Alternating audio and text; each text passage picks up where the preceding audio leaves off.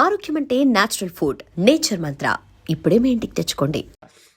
And మీరు సినిమాలను వదిలేసి అంటే నటనను వదిలేసి మధురం తర్వాత జాబ్ కోసం వేరే దేశాలకు వెళ్ళిపోయారు. చాలా అక్కడ సక్సెస్ అయ్యారు. సరే అది మనం తర్వాత మాట్లాడుకుందాం. 3 ఏళ్ల క్రితం అనుకుంటాను మీరు మళ్ళీ అక్కడ నుంచి సినిమాల కోసం వచ్చేసారు. అవును, వచ్చేసా. ఈ 3 ఏళ్ళు చాలా ప్రయాణం చేస్తుంటారు అవకాశాల కోసం. ఎగ్జాక్ట్ 3 ఏళ్ళే యాక్చువల్లీ. ఈ 3 ఏళ్ళు చాలా జర్నీ చేస్తుంటారు అవకాశాల కోసం. ఆ 3 ఏళ్ల పీరియడ్ లో లేనిది 8 వసంతాలు రిలీజ్ అయిన తర్వాత మీలో వచ్చి యాడ్ అయింది. ఆ కాన్ఫిడెన్స్ ఏంటి? 3 ఏళ్ళలో లేనిది ఇప్పుడు ఉన్నదంటే మెయిన్ ఏంటంటే అంటే లీడ్స్ జనరేట్ అవ్వడం. ఓకే, అంటే పొటెన్షియల్ ఆపర్చునిటీస్ అంటాం కదా. ఇప్పుడు మనం ఒక సినిమా చేశాక సహజంగానే ఎక్కువ మందికి మనం కనపడతాం కాబట్టి మనకి ఎక్కువ అపాయింట్మెంట్స్ దొరుకుతాయి, లేదా ఎక్కువ మంది మనల్ని రీచ్ అవుట్ అవుతూ ఉంటారు. ఆపర్చునిటీస్ కోసం అవ్వచ్చు, లేదా కథ చెప్తామని అవ్వచ్చు. సో అది మనకి ఒక 3 ఏళ్ళ ముందు లేదా 2 ఏళ్ళ ముందు లేదా మేకింగ్లో ఉన్నప్పుడు కూడా ఉండదండి అది. ఓకే, సో అది డెఫినెట్లీ ఇప్పుడు మనం ఒక ప్రివిలేజ్డ్ పొజిషన్లో ఉన్నాం, విచ్ ఈజ్ మనకు ఒక చాయిస్ ఉంది, మనం నో చెప్పగలం. ఓకే, ఎందుకంటే ఇప్పుడు ఒక సినిమా చేయకముందు ఎలా ఉంటుందంటే అండి, నో చెప్పడం చాలా కష్టం. అంటే సడన్గా మీకు ఒక అవకాశం వచ్చినా కరెక్ట్, మీకు నో చెప్పాలనున్నా చెప్పడానికి చాలా ఇబ్బంది అవుతుంది. సో 3 ఏళ్ల ముందు లేదా 2 ఏళ్ల ముందు లేదా అంతవరకు ఎందుకు 1 ఏడాది ముందు లేదా 6 నెలల ముందు, అంతవరకు ఎందుకు ఈ సినిమా రిలీజ్ అవ్వకముందే అనుకుందాం. లేనిది ఇప్పుడు ఉన్నది ఏంటంటే నో చెప్పగలిగే ధైర్యం. అప్పుడు ఉండేది, ఇప్పుడు ఎక్కువ ఉంది. ఎందుకంటే 8 వసంతాలకి ముందు కూడా నేను కొన్నిటికి నో చెప్పిన ఇన్స్టెన్సెస్ ఉన్నాయి. ఓకే, జనరల్గా నో చెప్పినవి మనం బయట చెప్పుకోం కదండి, అంతే, అవసరం లేదు. Because it's a personal thing. నేను దీనికి నో చెప్పా, దానికి నో చెప్పా అంటే ఎవరికి ఏమీ రాదు. ఓకే, బట్ అదే నో ఇప్పుడు నేను ధైర్యంగా చెప్పగలుగుతున్నా. నేను లాస్ట్ 3 monthsలో నేను 57 స్టోరీస్ విన్నా. 57? యా, నిజంగా 57 స్టోరీస్ విన్నా. నాకు రీచ్ అవుట్ అయిన ప్రతి ఒక్కటి స్టోరీ నేను విన్నా. ఓకే, నేను ఇన్స్టాగ్రామ్లో ప్రతి మెసేజ్కి రిప్లై ఇస్తా. ఆల్మోస్ట్ 8,000+ మెసేజెస్కి నేను రిప్లై ఇచ్చా. అంటే ఇది ఎందుకు చెప్తున్నా అంటే అండి, ఇది మరి 2 ఏళ్ల ముందు లేదా 6 నెలల ముందు లేదు కదా. సో అప్పుడు లేనిది ఇప్పుడు ఉన్నది ఏంటంటే ఈ సార్ట్ ఆఫ్ లవ్. ఓకే, మధురం అప్పుడు చూసా, మళ్ళీ ఇప్పుడు చూస్తున్నా. ఓకే, అండ్ క్లారిటీ అండి, most importantly clarity. But that goes back to my first point, which is no చెప్పగలిగే ఒక పవరు. ఎందుకంటే ఒక మంచి సినిమా చేశాము అనేది అది వాస్తవం కాబట్టి. Yeah, so evaluation of opportunities, no చెప్పగలిగే ఒక పవరు. అండ్ రెగ్యులర్గా ఏవైతే మెసేజెస్ వస్తున్నాయి ఇప్పటికీ వస్తున్నాయండి. సో అది మరి it's a blessing. 8 Vasanthalu press meet టైంలో ఒక చిన్న ఇష్యూ నడిచింది. ఒక సీనియర్ జర్నలిస్టు మీ సినిమాలో ఉన్న ఒక సీన్ని అడ్రస్ చేస్తూ ఇలా ఎందుకు చేశారు అని చెప్పి క్వశ్చన్ రైజ్ చేశారు. అండ్ ఆ రైజ్ చేసిన విధానం కూడా చాలా స్ట్రాంగ్గా ఉంది. ఇక్కడ వేరే హీరో, వేరే భాష హీరోనో లేకుంటే వేరే హీరోనో ఉంటే నేను ఈ క్వశ్చన్ అడిగేవాడిని కాదు. మీకు తెలుగు మీద చాలా పట్టు ఉంది, వెరీ వెల్ ఎడ్యుకేటెడ్, ఒక కార్పొరేట్ లైఫ్ని లీడ్ చేసి వచ్చారు. సో అవగాహన అంతా ఉంది. మీరు ఎందుకు ఆయన దగ్గర ఒక స్ట్రాంగ్ వాయిస్ వినిపించలేకపోయారు? ముందు అగ్రి చేస్తారా దీన్ని, వినిపించలేదు అని? అంటే ఇక్కడ 2 రకాల ఫీడ్బ్యాక్ వచ్చిందండి. ఓకే, అంటే ఆ ప్రెస్ మీట్ అయ్యాక ఒకటి, మీరు అన్నట్టే నువ్వు తలుచుకుంటే నువ్వు ఆన్సర్ చేసేయగలవు రవి, ఎందుకు చేయలేదు? నువ్వు తలుచుకుంటే ఇంకా కన్విన్సింగ్గానే చెప్పగలవు. మేబీ మీ డైరెక్టర్ ఉంటే బెటర్, బట్ నువ్వు కూడా హ్యాండిల్ చేయగలవు, ఎందుకు చేయలేదు? ఒక క్వశ్చన్, అంటే ఒక feedback, like what you said. రెండో రకమైన ఫీడ్బ్యాక్ ఏంటంటే మంచి పని చేసావు, సేఫ్ గేమ్ ఆడి. బికాస్ నీలాంటి వాడు ఇప్పుడే మార్కెట్లోకి వచ్చిన ఒక యంగ్ హీరో అలానే నాన్ కాంట్రవర్షియల్గా ఉండాలి, ఎస్పెషలీ క్యాస్ట్, పాలిటిక్స్, రిలీజియన్ ఇలాంటి టాపిక్స్ మీద. అంటే పబ్లిక్ స్పేస్లో పర్సనల్గా మన ఒపీనియన్స్ మనకు ఉండొచ్చు.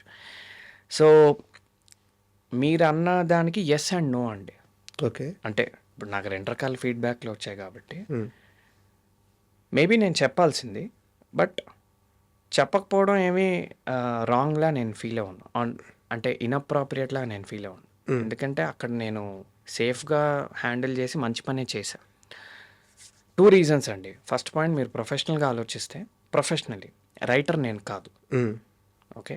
నేను ఆన్సర్ చెప్పగలనా లేదా అనేది is a different question or different topic. రైటరే ఆన్సర్ చెప్పాలి ఎప్పుడు. ఓకే. ఓకే. ఇన్‌ఫ్యాక్ట్ ఈ సినిమాకి రైటరు, డైరెక్టర్ ఒకళ్ళే. ఓకే. ఇప్పుడు చాలా సినిమాలకి రైటరు వేరు, డైరెక్టర్ వేరు కూడా ఉంటారు. అవును. ఆ సీన్ రాసిన రైటరే ఎప్పుడు చెప్పాలండి.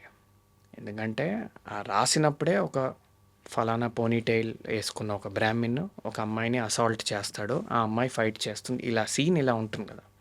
ఆ డైరెక్టర్ దాన్ని అందంగా తీస్తాడు అంతే. సో ఫస్ట్ ఆఫ్ ఆల్ ఏంటంటే అండి, I'm very clear of my professional boundaries. Okay. మీరన్న రీజన్స్ వల్లే, because of my education, because of my corporate background, ఏది మన పని ఏది మన పని కాదు. సెకండ్ పాయింట్ ఏంటంటే అండి, do I agree with mister Murthy garu? అదే మీరు పేరు తీసుకోలేదు, అందరికీ తెలిసిందే కాబట్టి. Do I agree with mister Murthy garu? Not necessarily అండి. But I understand where he's coming from. నేను ఇది డిప్లొమాటిక్గా చెప్పినా నేను జనరల్గా అన్ని కోణాలు ఆలోచిస్తా కాబట్టి ఆయన ఎందుకు అలా అడిగారో నాకు అర్థమైంది. బట్ నాలాంటి వాడు అలానే ఉండాలండి. ఎందుకంటే ఇక్కడ క్లియర్గా చెప్తున్నా, సి నేను ఇప్పుడు చెప్పే ఆన్సర్కి నాకు తెలిసి మీరు అగ్రీ చేస్తారు, విచ్ ఇస్, చూడండి మన చాలా సెన్సిటివ్ కంట్రీ ఇది, especially India. Okay. Caste, religion, politics ఇవన్నీ చాలా సెన్సిటివ్ టాపిక్స్. ఓకే. సినిమా వాడికి ప్రతి ప్రేక్షకుడు ఇంపార్టెంట్, నేను నమ్మేది అది. పొలిటీషియన్కి ప్రతి ఓటరు ఇంపార్టెంటే, సినిమా వాడికి ప్రతి ప్రేక్షకుడు ఇంపార్టెంటే. కరెక్ట్. ఓకే. నేను వ్యాపార దృక్పథంలో చెప్తున్నా. ఓకే. ఇప్పుడు నేను ఒక ఆన్సర్ ఇచ్చాను అనుకోండి, ఆ ఆన్సర్ ఇవ్వడం వల్ల ఫలానా వర్గం ప్రేక్షకులు నాతో డిస్కనెక్ట్ అయ్యారనుకోండి, సపోజ్, అది పాసిబిలిటీ ఉందా? మేబీ నాట్, ఎందుకంటే కంటెంట్ లేదు. కరెక్ట్. పాసిబిలిటీ ఉందా అన్న, అంతే. అందుకే మేబీ నాట్ అండి. Maybe maybe. అదే అండి నేను అనేది, పాసిబిలిటీ ఉంటే అది అవ్వకపోవచ్చు, బట్ 0.5% పాసిబిలిటీ ఉన్నా నేను అందులోకి దూరను. ఇది నా ఐడియాలజీ చెప్తున్నా. ఇప్పుడు మీరు అన్నమాట, నేను రైటర్ని కాదు, so agri. Professionally it's not my job. Correct. నేను అగ్రి. అండ్ ఒక్క ఆడియన్ కూడా నేను లాస్ అవ్వకూడదు అన్నారు. అవును. సో దానికి అగ్రి. నా క్వశ్చన్ ఏంటంటే, నేను చెప్తే లూజ్ అవుతాను కాదండి, ఛాన్స్ మేబీ ఛాన్స్ నేను తీసుకోను. సో ఈ 2 పాయింట్స్కి నేను అగ్రి. ఇవన్నీ పక్కన పెట్టేసేయండి. మీరు హీరోనా, లేకుంటే ఆడియన్స్ పోతారా, లేకపోతే మీ జాబ్ కాదా, ఇవన్నీ పక్కన పెట్టేసేయండి. ప్రెస్ మీట్ అయిపోయి బయటికి వెళ్ళిన తర్వాత ఒక మామూలు మనిషిలాగా నేను చెప్పుంటే బాగుండేదే అని మనసులో అనిపించిందా? ఈ బ్యారియర్స్ అన్ని తీసేసేయండి. చెప్పుండాల్సింది కరెక్ట్ సమాధానం. అంటే ఇక్కడ మన ఒపీనియన్ వరకే చెప్పొచ్చు అంటే. ఓకే. మనం అది, ఎందుకంటే ఇండివిజువల్ ఇప్పుడు ఫర్ ఎగ్జాంపుల్ ఆయన అఫెండ్ అయ్యారు, ఓకే, నేను అఫెండ్ అవ్వలేదు, మీరు అఫెండ్ అవ్వలేదు, కొంతమంది అఫెండ్ అయ్యారు. ఎందుకంటే నేను ఇంటర్నెట్లో కొన్ని కామెంట్స్ చూసాను, కొంతమంది అఫెండ్ అయ్యారు. అంటే నేను చెప్పదలుచుకుందంటే ఏంటంటే, ఒక మనిషి అఫెండ్ అవుతే నువ్వు అఫెండ్ అవ్వడం తప్పు అనే అర్హత నాకు లేదండి. నేను నమ్మే సిద్ధాంతం ఇది. అంటే నేను అనేది మా సైడ్ నుంచి తప్పు లేదు అని చెప్పే వాయిస్, అంటే మా సైడ్ నుంచి నిజంగా తప్పు లేదు కదా. ఎందుకంటే ఇప్పుడు చాలా ఇన్సిడెంట్స్ ఉన్నాయి. మా డైరెక్టర్ గారే తర్వాత సోషల్ మీడియాలో ఒక స్టేటస్ పెట్టినట్టు నాకు గుర్తు. అండ్ డైరెక్టర్ గారు పెట్టడం అనే కాదండి, మనకి చాలా ఇన్సిడెంట్స్ ఉన్నాయి. మనకి క్యాస్ట్, రిలీజియన్తో సంబంధం లేకుండా విమెన్ మీద అటాక్స్ అనేది తరతరాలుగా జరుగుతూనే ఉన్నాయి. ఫలానా కమ్యూనిటీ వాళ్ళే చేస్తారు, ఫలానా రిలీజియన్ వాళ్ళే చేస్తారు, ఫలానా వాళ్ళు చేయరు అనేది ఎక్కడా లేదు. సో మేము జనరల్గా ఒక పర్టికులర్ ఇన్సిడెంట్ని మేము చూపించడం జరిగింది, ఒక పర్టికులర్ యూస్ కేస్ అది. ఓకే. అంతేకాని ఒక ఎజెండాతో రాసినట్టయితే, because I have journey with mister Phanindra, I'm 100% sure ఆయన ఒక ఎజెండాతో ఏం రాయలేదు. And everybody knows that. అది ఎలా ల్యాండ్ అయింది, ఎందుకు అలా ల్యాండ్ అయింది, ఎందుకు కొంతమంది అఫెండ్ అయ్యారు అనేది ఇంకా మన చేతుల్లో లేదండి. ఎందుకంటే some times that happens with cinema. అంటే ఈ టాపిక్ తీసినందుకు సారీ సార్. అయ్యి సారీ ఏం దీన్ని లేదండి. క్లోజ్ చేసేద్దాం. ఎందుకంటే నేను ఇబ్బంది ఏం పడట్లే అండి. మీ మూవీ మధురం విషయానికి వెళ్తే షార్ట్ ఫిల్మ్ ఇంటర్వ్యూ స్టార్టింగ్ ముందు మనం ఒక మాట మాట్లాడుకుందాం. నేనే అన్నాను, మధురం షార్ట్ ఫిల్మ్ని ఇండస్ట్రీ యాక్సెప్ట్ చేసింది, ఆడియన్స్ యాక్సెప్ట్ చేశారు, మేకర్స్ యాక్సెప్ట్ చేశారు, ఒక్క మనిషి మాత్రమే యాక్సెప్ట్ చేయాలి. అది నేనేనా? అది మీరే. మధురం అంత పెద్ద సక్సెస్ అయింది, ప్రతి ఒక్కరు దాని గురించి మాట్లాడుతున్నారు. దానికంటే ముందు 1 year ముందే రాజుతారు షార్ట్ ఫిలిమ్స్ నుంచి వచ్చి హీరోగా ఎస్టాబ్లిష్ అయిపోయి ఉన్నారు. అవును. మీకు అక్కడ చాలా పెద్ద లెవెల్లో లైఫ్ కనిపిస్తుంది. అవును అవును అవును. ఎందుకు ఇండస్ట్రీని వదిలేసి వెళ్ళిపోయారు? చాలా మంది అడిగారండి ఇది. నేను కలిసిన ప్రతి ఒక్కడు నన్ను ఈ క్వశ్చన్ అడుగుతాడు. ఎందుకంటే మధురంకి అంత యూనివర్సల్ అపీల్ ఉంది కాబట్టి. కోపం కూడా ఉంది మీ పైన తెలుసు. చాలా మంది కోపం కూడా ఉంది. చాలా మంది కోపం మీరు ఎందుకు వెళ్ళిపోయారు అని అడిగిన వాళ్ళు ఉన్నారు. I'm glad you are back అన్న వాళ్ళు చాలా మంది ఉన్నారు. సో ఫస్ట్ థింగ్ ఏంటంటే అండి, నాకు అప్పుడు భయం వేసిందండి. ఓకే, వస్తే మనం నలిగిపోతామేమో, మనకి ఇండస్ట్రీలో నిలబడడానికి కావాల్సిన గాడ్ ఫాదర్ లేడేమో, మేబీ మన నెపోటిజం కాదు కదా, మనలాగా చదువుకున్న వాళ్ళు ఇండస్ట్రీలో నిలబడలేరేమో, చాలా అపోహలు ఉండేవి. అవి నా పర్సనల్ అపోహల కంటే కూడా నాకు ఎక్కిచ్చారు అది చుట్టుపక్కల వాళ్ళు. అండ్ నేను తీసుకున్నా. ఇప్పుడు నాలో భయం ఉండింది కాబట్టి చుట్టుపక్కల వాళ్ళు ఆ భయాలు నాకు ఎక్కించినప్పుడు నేను యాక్సెప్ట్ చేసా అవన్నీ. ఇప్పుడు చదువుకున్న వాళ్ళు ఇండస్ట్రీలో నిలబడలేరు, ఫలానా క్యాస్ట్ వాళ్ళు ఇండస్ట్రీలో నిలబడలేరు, గాడ్ ఫాదర్ లేకుండా ఇండస్ట్రీలో నిలబడలేరు, డబ్బు బలగం లేకుండా ఇండస్ట్రీలో నిలబడలేరు. అంటే నేను హీరో అవుదాం అనుకుంటున్నా అని చెప్పా కాబట్టి. నేను ఒక డైరెక్టర్ యాక్టర్ అని ఉంటే మేబీ వేరే రకాల స్టేట్మెంట్స్ వచ్చేవి. ఓకే, అంటే జస్ట్ సపోర్టింగ్ యాక్టర్ అని అనుంటే నా నోట్లో ఇండస్ట్రీకి వెళ్తే పాడైపోతావు, ఇండస్ట్రీ వాళ్ళు మంచి వాళ్ళు కాదు, ఇండస్ట్రీలో ఏదైతే ఒక కేయాస్, ఒక అన్ఆర్గనైజ్డ్ సెక్టర్ అది మెరిటాక్రసీ మీద నడవదు, పర్సనల్ బయాసెస్ మీద నడుస్తుంది. ఓకే, నీకు చాలా బ్యూటిఫుల్ కెరియర్ ఉంది, దాన్ని పాడు చేసుకోకు. ఒకసారి నువ్వు సినిమాల్లోకి వెళ్ళి సక్సెస్ అవ్వకపోతే, సక్సెస్ అయితే okay, 99 success chances 1% for example. Exactly. Success అవ్వకపోతే నువ్వు ఎందుకు పనికి రాకుండా పోతావు, డిప్రెషన్లోకి వెళ్ళిపోతావు, లైఫ్ వేస్ట్ అయిపోతుంది, నీ గోల్డెన్ యూత్ అంతా వేస్ట్ అయిపోతుంది, కోలుకోలేని దెబ్బ తింటావు. చాలామంది సక్సెస్ అయిన వాళ్ళ గురించే మాట్లాడతారు. సక్సెస్ అయిన ప్రతి ఒక్కడికి సక్సెస్ అవ్వని కొన్ని వేల మంది ఉంటారు. ఓకే, ఒకసారి మొహానికి రంగు పూసుకున్నాక, రంగు అలవాటు అయ్యాక ఇంకో పని చేయలేవు నువ్వు. అది పిచ్చి అనేది చిన్న పదం, అడిక్షన్ అనేది చిన్న పదం, ఆ మత్తు ఇంకోటేదో అదొక ట్రాన్స్. చప్పట్లు అలవాటైతే, మొహానికి రంగు అలవాటైతే, అదే నువ్వు ఇంకో పని చేయలేకపోవచ్చు. అంటే నీకు ఇంకో ప్రపంచం ఉండదు, అదే నీకు ఫ్యామిలీ లైఫ్ ఉండదు, నీకు సోషల్ లైఫ్ ఉండదు, నీకు హ్యాపీనెస్ ఉండదు. నేను విన్నవి చెప్తున్నా. ఇవన్నీ ఎవరు ఎక్కిచ్చారు మీకు? మా ఫాదర్ ఎక్కిచ్చారు. మా father is a well known doctor, dermatologist.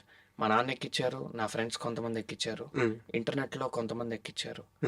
ఇప్పుడు మనకి మీరు కోరా, రెడ్డిట్ ఇలాంటి ఫోరమ్స్లో చూస్తే చాలా ఆర్టికల్స్ ఉంటాయి.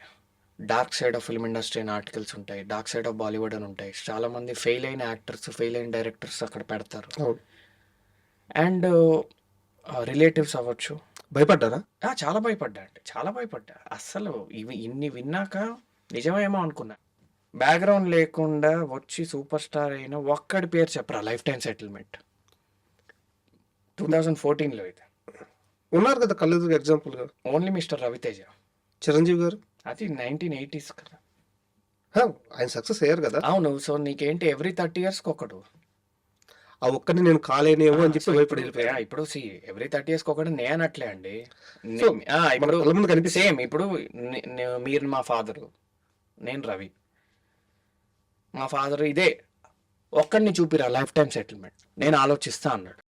సేమ్ మీలానే అమాయకంగా నేను అదేంటి చిరంజీవి ఉన్నాడు కదా అన్న, అదే మిస్టర్ చిరంజీవి. ఇప్పుడు నేను యాక్టర్ కదా, గౌరవంగా రెఫర్ చేయాలి because is a big shot.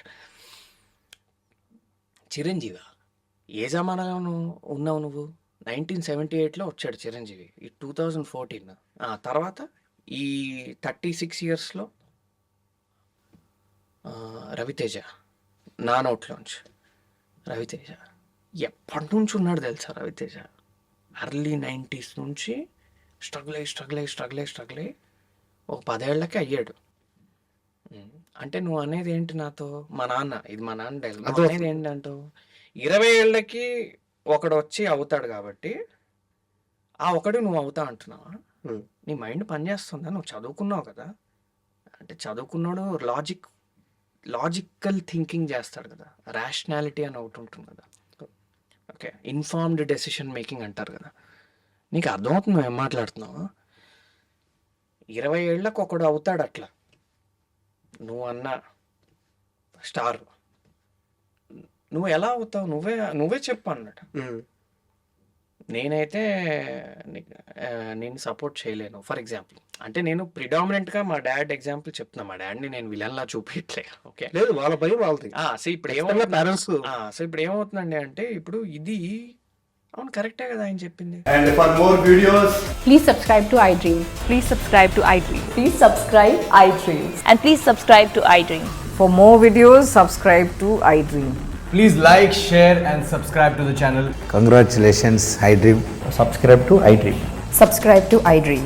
So subscribe to iDream Media. iDream team andarki huge congratulations. Please subscribe iDream Media. Please subscribe to iDream. Subscribe iDream. Please subscribe to iDream. iDream అంటే నా కళల ఛానల్ను subscribe చేసుకున్న నోరు తిరుగుతలేదు, మీరైతే గంట గుర్తు కొట్టండి. For more such videos, please subscribe to iDream. Subscribe to iDream. Please subscribe to iDream. Please subscribe iDream Media. Please do subscribe to iDream. Please subscribe to iDream Media. For best entertainment and information, please subscribe iDream. And don't forget to subscribe to iDream.